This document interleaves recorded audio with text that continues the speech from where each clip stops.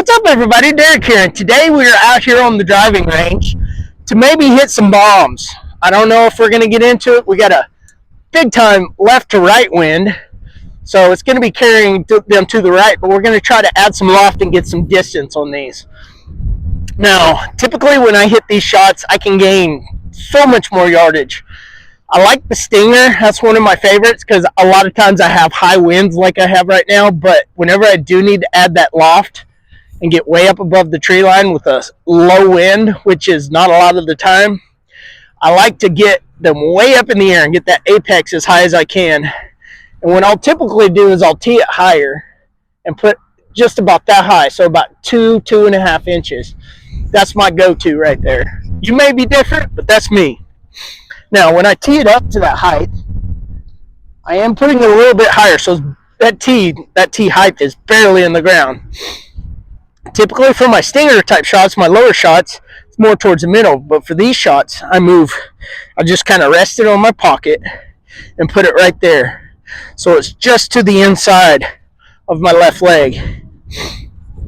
And on this shot, I am so focused on getting the shoulder tilt. That's almost my trigger a lot of times. So if I'm in here, I line up my shot, square the face, and then bam, I'm into it, and I can go into my swing. And what I'm focusing so much on is in this backswing, coming and sweeping upwards and focusing on my target on the follow through. So if you get a clean sweep and focusing on your follow through, then you can usually get it towards your target. A lot of times these can be pulls if you really are pulling through on the follow through and your sink width is off. But a good swing will get lots of loft to it. So let's see if we can do this. Square the club face. We're going to aim at those two yellow flags that are right there. They're just kind of in line. One's further than the other. Just in the front of my stance. Square the club face. Now what I'm going to do is that tilt. That's my trigger.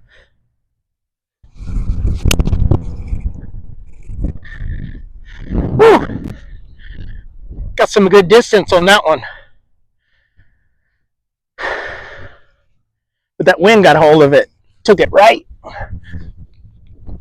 So let's see if we can get another one. Barely in the ground there. I'm going to tee it up a little bit higher, maybe 3 inches there. Front of my stance, square the club face. And a lot of times, some golfers will actually put this down below and then come into it. What I like to do is have it where it's aligned from the start. Keep my toes pointing left of my target with the wind so I know it's going to carry over and with the added loft. So here we go. Wow, that was a big time. That wind got a hold of it. So it's about 30 yards right of where I needed to be. But with this net right here, I would be just skirting the edge of it with that little bit of a cut and that wind. Let's try another one. Tee it up high. And I'm not really putting but about 90% of my swing speed into this. I'm really focused on trying to get it over there. There it is. Ooh, that wind got a hold of it though. It's about 225 to 250 where it carried. But that wind really got a hold of it from our starting line to way over to the right where this black flag is.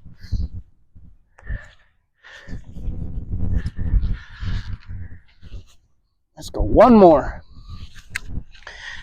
I'm going to put it a little bit further in my stance. Now we're going 100% swing speed. Tilt. Oh, that was it.